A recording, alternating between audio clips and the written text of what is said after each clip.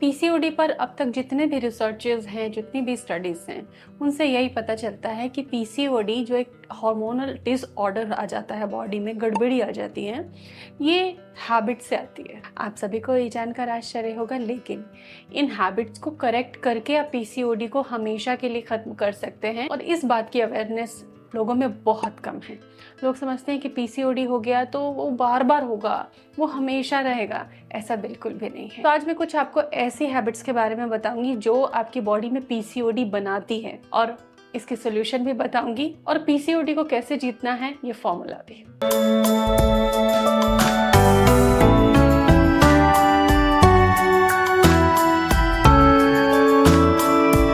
Welcome to Prerna's fertility care. इस video में आपको क्लिनिकल इंसाइट्स भी मिलेंगे और आयुर्वेदिक और डाइटिक्स एंगल भी मिलेगा पीसीओडी के बारे में। तो अगर हम साइंटिफिकली देखें, मेडिकली देखें, तो पीसीओडी में जो हार्मोनल इम्बैलेंस होता है उसकी वजह से महिलाएं रेगुलर ओवुलेट नहीं कर पाती, एग बहुत छोटे छोटे बनते हैं और इस तरीके से सिस्ट भी डेवलप होती है और फर्टिलिटी खराब हो जाती है, रिप्रोडक्टिव हेल्थ डाउन रहता है और बॉडी में भी बहुत सिम्टम्स आते हैं। दूसरी तरफ अगर हम आयुर्वेद और डाइटिक्स का एंगल देखें तो पीसीओडी के दौरान वात पित्त कफ का जो असंतुलन है वो शरीर में पूरी तरीके से दिखाई पड़ता है। तो आज की वीडियो में हम सबसे खास बात ये समझने वाले हैं कि हमारी ही कुछ आदतें हैं जो कि मॉडर्न लाइफ स्टाइल में जाने या अनजाने में हमने अडॉप्ट कर रखी हैं और उसकी वजह से पीसीओडी हमें छोड़ के नहीं जा रहा है।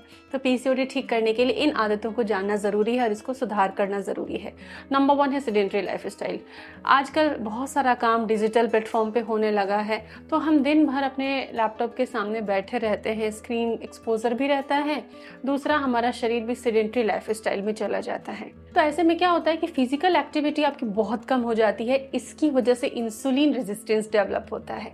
अब आप समझे होंगे कि पीसीओडी में जो इंसुलिन रेजिस्टेंस है इसकी जड़ है कहाँ, यह सेडेंटरी लाइफ स्टाइल में। और जब इंसुलिन रेजिस्टेंस होता है तो ऐसी कंडीशन में ओवरीज को एक ट्रिगर जाता है जिससे कि एंड्रोजेंस ज्यादा बनते हैं और चेहरे पे ज्यादा बाल आना, हाथ पैरों पे रोए जो होते हैं महिलाओं के वो बढ़ जाते हैं। तो इसका यही कारण है। तो फिजिकल एक्टिविटी को हमें रूटीन में रखना है, जो इंसानी शरीर के लिए जरूरी चीजें हैं उतनी जरूर करनी है। मतलब इसका सोल्यूशन है कि भले ही आपका काम ऐसा है कि आपको स्क्रीन के सामने बैठकर 8 घंटे 12 घंटे 10 घंटे काम करना है, लेकिन सुबह शाम फिजिकली तो एक्टिव आप हो सकते हो।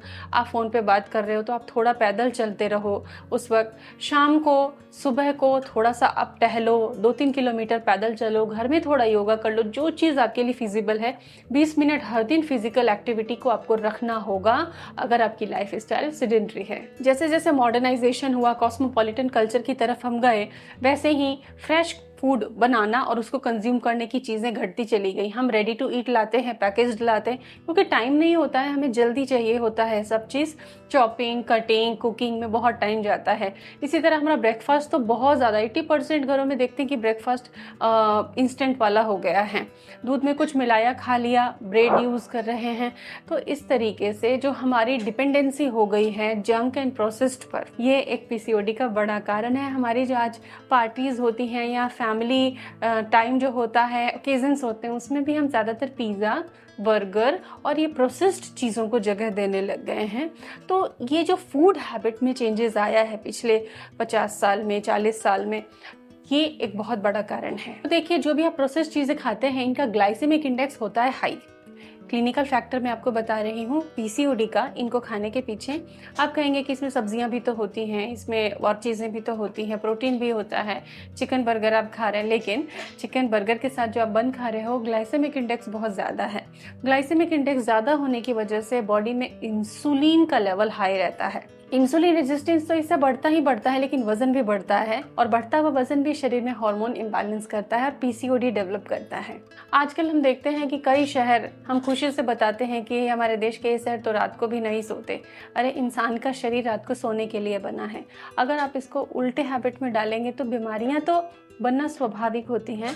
तो जो हम लेट नाइट तक जगते हैं और स्लीप क्वालिटी जो पुअर हो गई है, इससे क्या होता है, मेलानिन प्रोडक्शन कम होता है, तनाव बढ़ता है, एंजाइटी बढ़ती है और हार्मोन इम्बैलेंस होता है, क्योंकि फिर हमारा फूड हैबिट, बॉडी की जो हार्मोन प्रोडक्शन की साइकिल्स हैं वो सारी ब्रेक हो जाती है, डिस्टर्ब हो जाती हैं। आयुर्वेद भी कहता है कि जब आप रात को जगते हो जो सोने का समय होता है बॉडी को रीसेट करने का, बॉडी का रीसेट बटन दबता है जब हम सोते हैं। तो लेट तक जगने से वात और पित्त के दोष पैदा होने लग जाते हैं शरीर में, और वात दोष होते ही आपको इनफर्टिलिटी और रिप्रोडक्टिव हेल्थ के इश्यूज आते हैं, और पीसीओडी उसमें प्रमुख है। आज के टाइम में सर्वेस देख लें, चाहे आप अपने आसपास परिचितों से मिलते हैं तो देखते हैं हर कोई लगभग स्ट्रेस में तो है। 90% लोगों को स्ट्रेस एक्सपोजर है। तो जब स्ट्रेस एक्सपोजर होता है तो हार्मोन्स बिगड़ते हैं। तो ब्रेन का जो हाइपोथैलेमस है, पिट्यूटरी और ओवेरियन, जो ये हाइपोथैलेमस, पिट्यूटरी, ओवेरियन एक्सिस है, ये डिस्टर्ब हो जाती है। अब स्ट्रेस इतना होने से ये जब एक्सिस बिगड़ती है तो ओवरीज को कमांड नहीं मिल पाते हैं ठीक से, और ओवरीज का फंक्शन ठीक नहीं हो पाता है। अब यहीं पर आपकी फर्टिलिटी डाउन होती है और रिप्रोडक्टिव इश्यूज आते हैं, एंड पीसीओडी इसमें सबसे बड़ा कारण है। तो स्ट्रेस को कम करने के लिए प्राणायाम आपको हर दिन करना चाहिए। सुबह भी करें और रात को सोने से पहले भी आप प्राणायाम करके सो सकते हैं। अनुलोम विलोम और भ्रामरी सबसे प्रभावी होते हैं। Food habit and food timings, इसमें भी गड़बड़ियाँ आई हैं। अक्सर आज के टाइम में लोग फूड जो होता है, मॉर्निंग का फर्स्ट फूड होता है, ब्रेकफास्ट होता है, स्किप करते हैं। सोचते हैं कि हम प्रॉपर ब्रंच कर लेंगे या ऑफिस पहुंच के खा लेंगे, लेकिन मॉर्निंग में जो बॉडी को नीड होती है ब्रेन फंक्शन के लिए, बॉडी के किक स्टार्ट के लिए, आप वो नहीं देते हैं। तो स्किपिंग करते हैं, क्रैश डाइटिंग करते हैं, बिना जाने समझे हर कोई इंटरमिटेंट फास्टिंग कर रहा है, क्रैश डाइट ले रहा है। आज आपने सोशल मीडिया में सुना भी है कि यंगस्टर्स, टीनेजर की किस तरीके से बिना समझे इन चीज़ों को फॉलो करने से मौतें भी हुई हैं। तो ऐसी हम उटपटांग चीज़ें इंटरनेट से देख लेते हैं, लेकिन ये सारी चीज़ें पर्सनलाइज्ड होती हैं। व्यक्ति को देखकर ही उसको डाइटिशियन सलाह देते हैं। तो जो फूड हैबिट्स में चेंजेस आए हैं, कुछ भी देखकर फॉलो करने लग रहे हैं, इससे हमारे शरीर का मेटाबॉलिज्म डिस्टर्ब होता है और हार्मोनल साइकिल डिस्टर्ब होती है। आज के टाइम में प्लास्टिक और फैसिलिटी के नाम पे प्लास्टिक के यूटेंसिल्स, इंस्ट्रूमेंट्स, कंटेनर्स और डिस्पोजेबल आइटम्स का एक्सपोजर बहुत बड़ा है। फूड प्रोसेसिंग में भी बहुत यूज़ आते हैं और सर्कुलेशन में भी बहुत काम आता है, सर्विंग में बहुत काम आता है।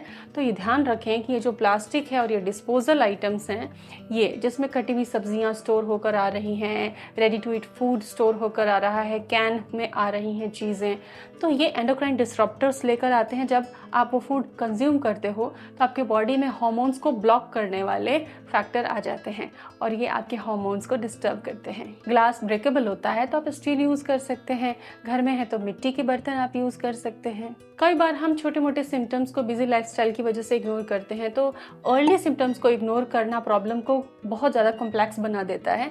जैसे थोड़ा बहुत पीरियड डिले होना, थोड़े बहुत हेयर्स आना या थोड़ा बहुत स्ट्रेस है, इसको हम कहते हैं कि यार इतना तो होता है, चलता है, देख लेंगे। अगर आप अर्ली सिम्टम्स को इग्नोर करेंगे तो प्रॉब्लम और कॉम्प्लेक्स हो जाती है। तो अर्ली सिम्टम्स को इग्नोर नहीं करना है।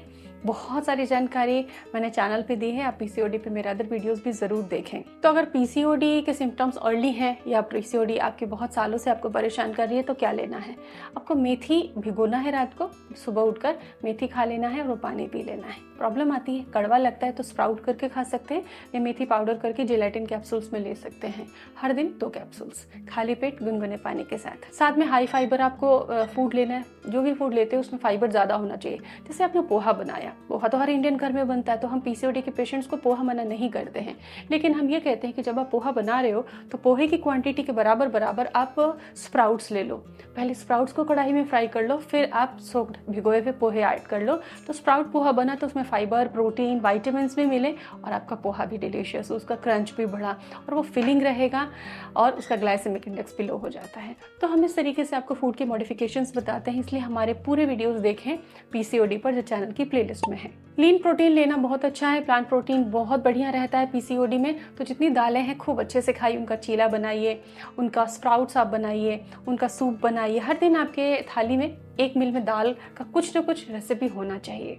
आप एग व्हाइट या लीन चिकन ब्रेस्ट ले सकते हैं। हार्मोन बनने के लिए फैट बहुत ज़रूरी होता है, लेकिन गुड क्वालिटी फैट। इसलिए चिया सीड्स, फ्लैक्स सीड्स, कद्दू के बीज, सनफ्लावर सीड्स, इनको आप अपनी डाइट में शामिल कीजिए। पीसीओडी के लिए जो टॉनिक हर्ब्स होती हैं, जो स्पाइसेस हमारी रसोई की चीज़ें हैं। सबसे पहले ये दालचीनी की चाय आपको लेनी चाहिए। मील के आधे घंटे बाद आप दालचीनी की चाय तैयार करके ले सकते हैं। नींबू की चाय बहुत ही अच्छी होती है। इन चीज़ों को, घरेलू चीज़ों को आप पीसीओडी ठीक करने के लिए ले सकते हैं। बॉडी में बहुत हीट रहती है पीसीओडी के पेशेंट को, जिनके साथ ऐसा है वो गोंद कतीरा को बटर मिल्क में ले सकते हैं। हाई फैट मिल्क पीसीओडी के लिए नहीं होता है, लो फैट पिएं या फिर मिल्क की जगह बटर मिल्क का इस्तेमाल करें। तो ये थी पीसीओडी न जाने की हमारे आदत से जुड़े हुए कुछ कारण और उसका simple solution. Hope it helps you. Thank you.